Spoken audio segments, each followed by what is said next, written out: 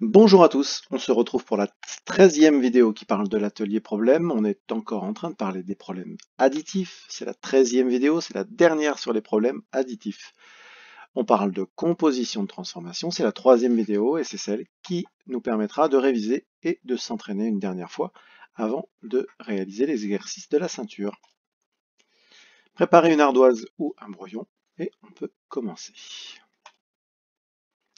Voici le schéma qui permet de s'y retrouver dans ce type de problème. Nous travaillons sur les problèmes de composition de transformation.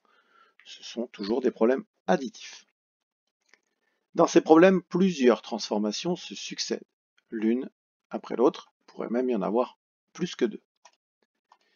Nous avons vu les problèmes en A, on va dire, la lettre A, les problèmes dans lesquels il fallait trouver la transformation totale, celle-là. Si on cherchait la transformation totale, voici ce que ça donne. Si les deux transformations, celle-là puis celle-là, ajoutaient des choses, alors on fait une addition. La transformation totale est en plus. Si les deux transformations enlevaient des choses, on fait aussi une addition, mais cette fois, la transformation totale est en moins. Dernière possibilité, si une transformation enlevait des choses et que l'autre en ajoutait, alors on fait une soustraction. On pose le plus grand nombre moins le plus petit. Tant que l'on travaille sur des nombres entiers, on ne peut pas faire autrement. Je ne peux pas manger 7 bonbons si j'en ai que 3 dans les mains. Donc je suis obligé de faire 7 moins 3 dans nos problèmes. On pose le plus grand nombre moins le plus petit, c'est ce que je viens d'expliquer. La transformation totale peut être en plus ou en moins. Nous avons aussi vu les problèmes que je nommerai par la lettre B. Ceci, alors j'y reviens au B, pardon, lettre B, c'est des problèmes dans lesquels il fallait trouver une des transformations. Je connais la transformation totale et je connais une des transformations. Et on va chercher l'autre. Si la transformation totale est en plus et que la transformation que je connaissais est en plus, alors on fait une soustraction. Si jamais la transformation totale est en moins et que la transformation que je connais est en moins, je fais aussi une soustraction. Donc si la transformation que je connais et la transformation totale sont la même transformation, en moins, en plus, on fait une soustraction. Deuxième possibilité, si la transformation totale était en moins et que la transformation que je connaissais était en plus, on fait une addition. C'est-à-dire, si ici j'ajoute et qu'ici je suis en moins, ça sera une addition. Pareil, si jamais c'est l'inverse. Si c'est la transformation totale qui est en plus et que la transformation que je connaissais était en moins, on fait une addition. Vous l'avez compris, deux possibilités. Si ici c'est plus quelque chose et ici moins quelque chose, alors on fait une addition.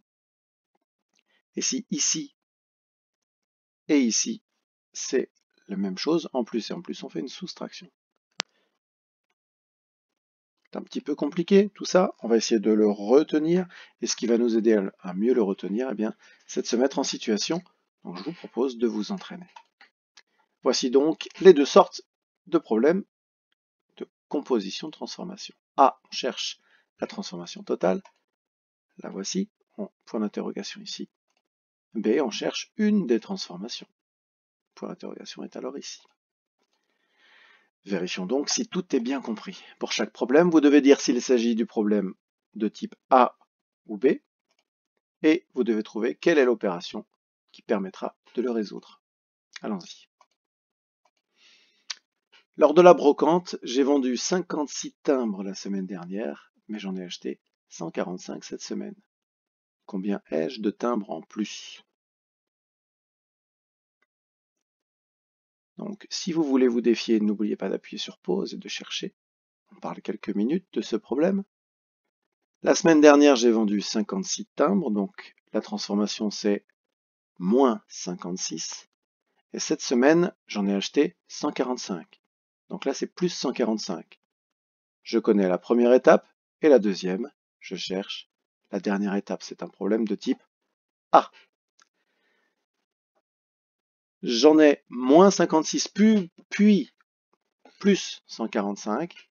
Dans ces cas-là, je dois poser une soustraction. Le plus grand moins le plus petit. 145 moins 56. Problème suivant. Dans la réserve de la classe, il y a 15 feutres en plus. Pourtant, la maîtresse en a jeté 17. Combien de feutres la maîtresse a-t-elle ajouté? Essayons bien de comprendre cette situation. On parle de feutres, toujours d'une seule chose.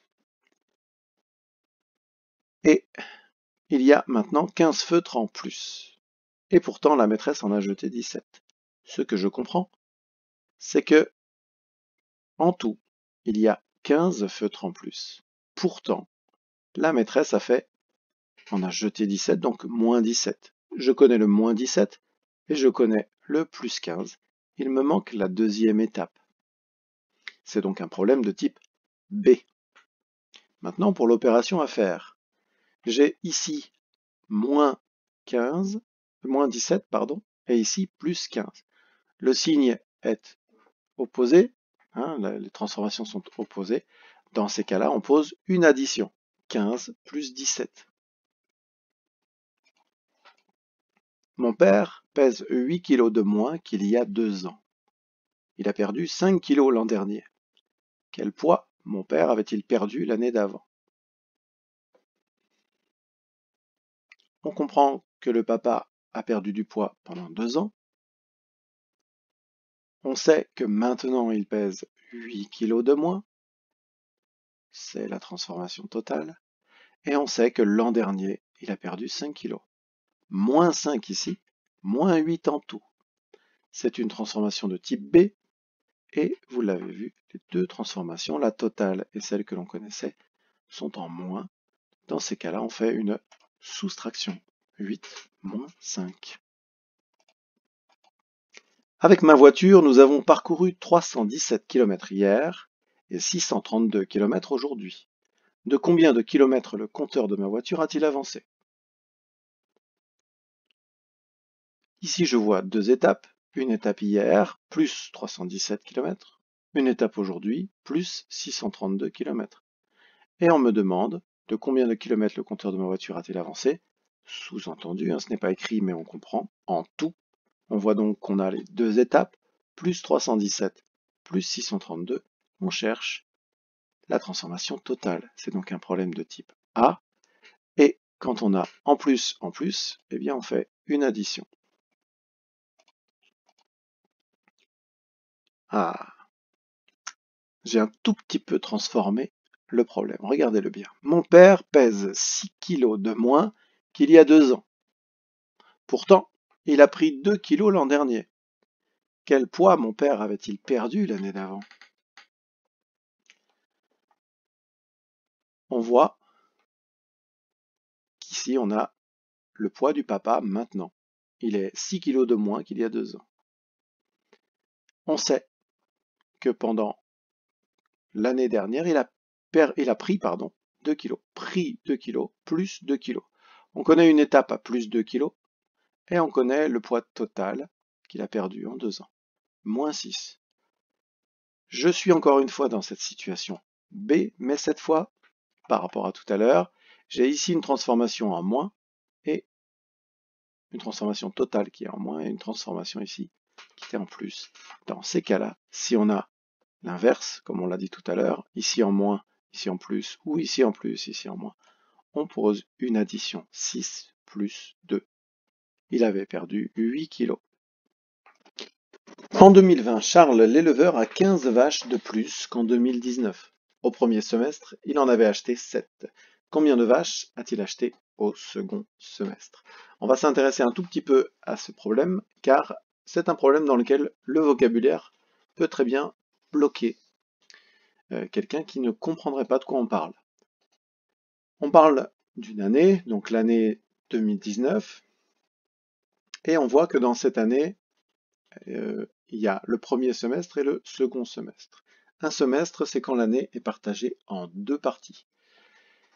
Vous connaissez aussi les trimestres. Trimestre, c'est un groupe de 3 mois, donc il y a 4 trimestres dans une année. Et quand on parle d'un semestre, là, le côté le début en fait, montre bien qu'on partage en deux, comme semi, qui vous fait penser un petit peu à demi, la moitié d'une année, un semestre. Une fois qu'on a compris ça, on peut s'intéresser au problème. Donc, Charles l'éleveur a 15 vaches de plus qu'en 2019. Au premier semestre, il en avait acheté 7. Combien de vaches a-t-il acheté au second semestre? On sait combien de vaches il a acheté dans toute une année. On sait combien il en a acheté au premier semestre. Il nous reste à trouver ce qu'il a acheté au second semestre. On est donc dans un problème de type B. On voit bien qu'il y a un résultat avec des vaches en plus, donc plus 15, et on a ici une première partie avec un plus 7. Dans ces cas-là, quand les deux ici sont en plus, il faut faire une soustraction. 15 moins 7, ça nous donne 8. C'est la fin de cette vidéo, je vous dis à bientôt.